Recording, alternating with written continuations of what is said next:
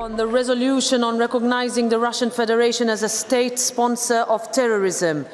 Ayın 23'üne geçirilen ses berilişikde Europarlament Rusiýany terrorizmin sponsoru ýokmunda kabul etdi. Vote is closed and it is broadly adopted. Congratulations. Ses berilişige parlamentin 494 deputaty gatnaşdy. Gatnaşanlardan 58 deputat karşı ses ulandy.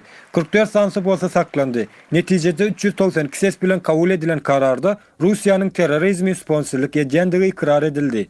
Hassahanaların, mekteplerin, wajyp altyapylaryň we energiýa stansiýalaryň Rus koşun tarapyndan ýöreýtilen bombalanmagy terrorizmin esas sebäpleri hökmünde görkezildi. Şeýlelikde Putiniň terrorçylyk rejimini halkara siýasatyndan we ykdysadyýetyndan daşlaşdyryp, wagtyň geçmegi bilen Rusiýanyň dolu gawaga alınmagy planlaşdyrylýar. Europarlament karary alar almaz Rusiýa Ukrainanyň dürli şäherlerine jogap hökmünde bombalady. Bombalamada çağı hassahanasy hem ruslar tarapyndan nyşana alındy. Nyşana alınan hassahanada ýangy dogulan bäbegiň hem ölendigi habar berildi. Сьогодні Європарламент визнав Росію державою спонсором тероризму. Нарешті, дякую всім європарламентарям. А потім Росія довела всьому світу, що це все правда.